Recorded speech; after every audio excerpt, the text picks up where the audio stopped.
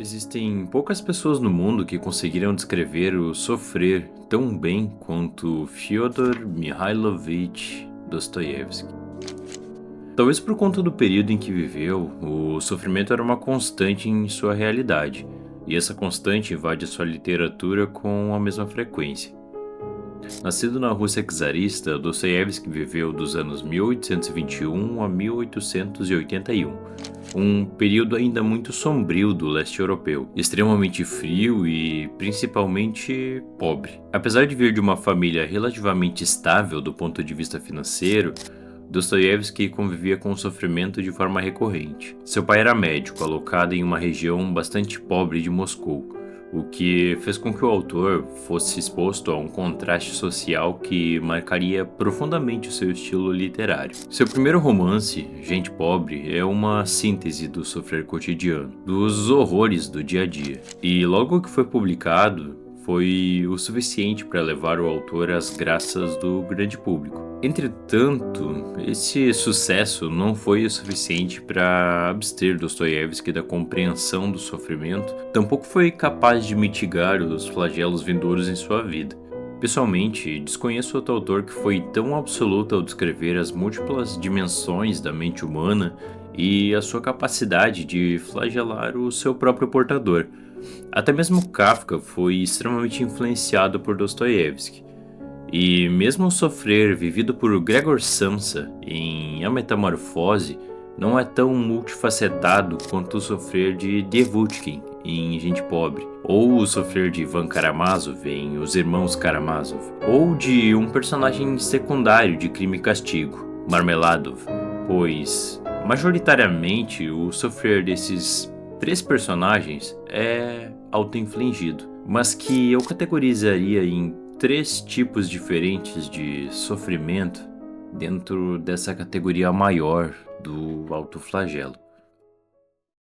A desgraça.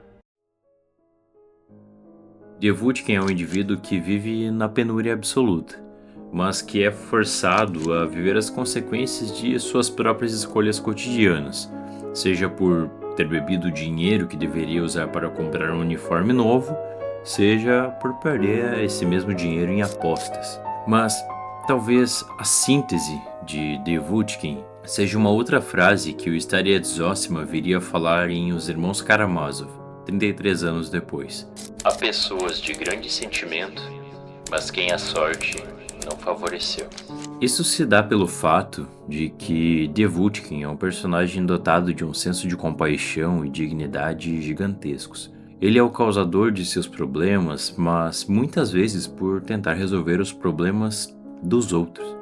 Sou um homem pobre, mas tenho um coração nobre. O que ocorre com Devutkin é profundamente diferente do que ocorre com Marmeladov, do qual vamos falar mais adiante. Enquanto Marmeladov torna-se desafortunado por conta da perda do seu emprego, a origem da desgraça de Devutkin torna-se incerta e sequer é mencionada, justamente pelo fato de ser tão constante. Sua desgraça não é oriunda de um único infortúnio maior, mas sim da soma de diversos anos de martírio, de diversos anos de penar. Devutkin vive o sofrer mais terreno, o mais comum e mundano de todos, o sofrer do infortúnio, o sofrer da desgraça. Mas existem outras facetas do sofrimento que esses três personagens carregam consigo. O saber. Ivan é punido com um sofrimento mais profundo, pois não é causado ao colher frutos de suas escolhas, mas sim ao sorver do vácuo de significância em sua existência, que é alimentado justamente pela impotência de seu saber, uma vez que conhece apenas o suficiente para ter o conhecimento daquilo que não sabe. É justamente neste saber que repousa o cerne do seu profundo sofrimento. Se sabes muito, envelheces depressa. Ivan é um dos personagens mais inteligentes da obra-prima de Dostoiévski, Os Irmãos Karamazov, e, segundo o próprio autor, é seu personagem favorito. Entretanto, Ivan é um nihilista, e sendo um nihilista, sabe que o seu sofrer é vão, que não há nenhum sentido atrelado a ele. O que revolta no sofrimento não é o sofrimento em si, mas sim a sua falta de sentido. É quase como se Ivan houvesse absorvido o que seria o saber supremo, o saber que não se sabe. E ao saber que não se sabe, tudo passa a ser questionado, e a própria existência divina, por sua vez, se desvanece. E ao desvanecer, não há nada em seu lugar, e tudo que sobra é a angústia, o sofrer puramente injustificado. Levantar esse véu que repousa sobre a existência divina, por sua vez, traz para Ivan outras consequências, como a inexistência de uma referência moral absoluta. Se Deus não existe, tudo é permitido? Ou então, se Deus não existe, o que é virtude e que necessidade temos dela? E o próprio fato de se imaginar vivendo em um mundo onde tudo seria permitido, para muitos já poderia ser um motivo de angústia, uma vez que basta que todos despertem para essa realidade para que tudo se torne a mais pura anarquia. Mas agora, Ivan sofre pois seu sofrimento é vão. E apesar de Ivan ser um personagem que habita na Rússia contemporânea de Dostoiévski, onde a predominância religiosa é o cristianismo ortodoxo, a existência de Deus como uma referência máxima da moralidade não se aplica apenas ao cristianismo em si, mas também pode se aplicar ao Islã, por exemplo, onde a referência moral máxima é Alá. Deus ordena a justiça, a bondade e a generosidade para com os parentes e proíbe a indecência, o mal e a rebelião. Ou no hinduísmo, que possui Krishna como a figura da justiça e da moralidade. Quando a Dharma prevalece e a Dharma aumenta, eu me manifesto na terra para proteger os justos, para destruir os pecadores. Ou então no budismo, onde Buda representa essa mesma figura. Não faças aos outros o que não queres que te façam. Ou até no taoísmo, onde mesmo sem a existência de um Deus personificado, existe o Tao, ou o caminho, onde seguir o Tao é considerado a maneira de viver uma vida moralmente correta. O ser de grande virtude é como a água que flui. A água beneficia todas as coisas e não luta contra elas. Ela se coloca em um lugar que ninguém deseja estar e assim está mais próxima do tal. Esse rompimento dos véus da ignorância realizado pelos personagens de Dostoiévski é obviamente mais recorrente por parte de seus personagens mais sapientes, o que por si é um tanto curioso, pois Dostoiévski era um indivíduo extremamente inteligente e culto, e pode-se dizer que esse sofrer que ele implica aos personagens que mais se assemelham a ele possa ser uma forma de representar o seu próprio sofrer, suas próprias dúvidas e angústias. Ivan sofre por saber demais.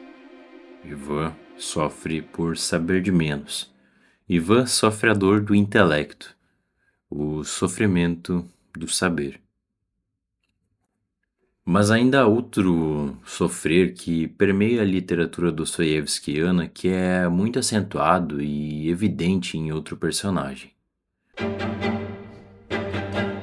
O autodesprezo. Diferente de Ivan e de forma muito mais profunda que Devutkin, Marmeladov sofre por um problema que ele poderia resolver. Marmeladov é o causador direto de quase todos os seus problemas. E sendo ele o causador de seus problemas, deles não pretende se livrar, pois muitas vezes lhe parece que os seus problemas, o seu sofrer e o desprezo que sente por si mesmo e que quer que os outros sintam por si, é tudo o que lhe resta. Sou um homem desprezível, Senhor. Um bêbado, um canalha, um verme. Marmeladov é o homem que teme a solidão. É o homem que teme o esquecimento. O homem que prefere que a sua mulher sinta ódio e desprezo por ele a ser alvo de indiferença por ela.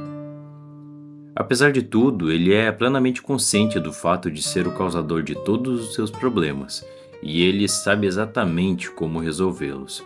Mas ainda assim não o quer. Marmeladov é apaixonado pelo seu sofrimento. Marmeladov, ao ser visto embriagado em um bar, passando vergonha e sendo motivo de chacota, recebe mais um copo de bebida como presente. E mesmo sabendo que o presente era apenas um artifício para que os demais presentes no bar continuassem a rir de si, Marmeladov sorve da bebida e o faz por saber o quanto se despreza. Жаль вам теперь меня, сударь. Говори, сударь, жаль, аль нет? Чего тебя жалеть-то? Зачем меня жалеть, спрашиваешь? Да, меня жалеть не за что. Распять на кресте, а не жалеть.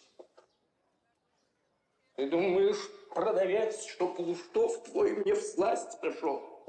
Скорби я искал на дне его и вкусил, и обрел. Pode ser ainda considerado que Marmeladov também carregue profundamente as desgraças cotidianas do tempo em que vivia, uma Rússia pobre e fria, onde beber muitas vezes era a solução mais barata para acabar com o frio e apaziguar as vozes dos fantasmas que habitam em sua mente. Mas Marmeladov, ao ser vítima das desgraças do seu tempo, se afeiçoa a elas e torna elas parte do seu eu mais profundo. E o seu sofrer passa a ser mais caro para si do que aquilo que ele mesmo diz ser. Pois, apesar de dizer para Raskolnikov, o protagonista da obra, que sua filha é para ele o seu bem mais precioso, não se esforça de forma eficiente para evitar que ela, ou que até mesmo a sua esposa, precisem se prostituir, muitas vezes para ter de pagar as contas que ele mesmo fez. Apesar de tudo isso, Marmeladov, diferentemente de Ivan, acredita em Deus e que no futuro haverá de ser perdoado. Deus é misericordioso, Senhor. Ele perdoará a todos, mesmo os pecadores. Mas ainda assim, o seu autodesprezo prevalece a sua fé. Não sou digno de piedade. Mereço desprezo e nojo. Marmeladov sofre de amor. Sofre pelo amor profundo que sente pelo seu próprio sofrimento, pelo quanto ama ser desprezado. O que há de interessante em analisar todos esses vieses que Dostoiévski concede ao sofrimento não é apenas conhecer suas centenas de faces e características, mas muitas vezes observar que estes personagens criados há mais de um século carregavam dores que ainda hoje são tão constantes e que sofreriam das mesmas causas nos dias de hoje, e que no seu âmago mais profundo essas dores refletem dores que também são nossas. O que dói e ao mesmo tempo fascina em Dostoiévski é o quão fácil é se identificar com os seus personagens, por mais perturbador que algumas vezes isso possa ser. Muitas vezes podemos olhar para trás e perceber o quanto de nossas dores presentes são frutos de ferimentos auto-infligidos no passado, de escolhas mal feitas, de decisões equivocadas. Ou quantas vezes podemos nos pegar pensando se há algo para além do sofrimento presente, se aquilo virá a se justificar em algum momento no futuro. Ou até mesmo do quanto de nosso sofrimento é apenas fruto de um infortúnio, de um rolar de dados do destino, que muitas vezes é pesadamente carregado de um dissabor de injustiça. Pois, apesar de se considerar uma pessoa boa e de fazer coisas boas, o destino não faz nenhuma questão de retribuir a sua bondade. Ler Dostoiévski e analisar o seu entendimento do sofrer é compreender o seu próprio sofrer, e entender melhor as suas próprias dores e angústias. E ao conhecermos melhor nossas dores e angústias, nos aproximamos da máxima socrática do conhece a ti mesmo. E nos conhecendo melhor, conhecemos melhor o mundo e a vida se torna mais fácil, mesmo no abismo. Bom, por esse vídeo era isso que eu queria falar. Agradeço de verdade quem chegou até aqui e espero que tenha gostado desse formato. Se quiser me apoiar, não deixe de se inscrever e deixar o like. Se você achar que esse conteúdo merece ser compartilhado também, mande para quem você acha importante. E se você gosta de Dostoiévski e de literatura russa em geral, eu deixei um link aqui na descrição que leva lá para a loja da Amazon, onde você vai encontrar alguns livros que eu separei que podem ser interessantes para você se aprofundar um pouco mais na literatura russa de maneira geral.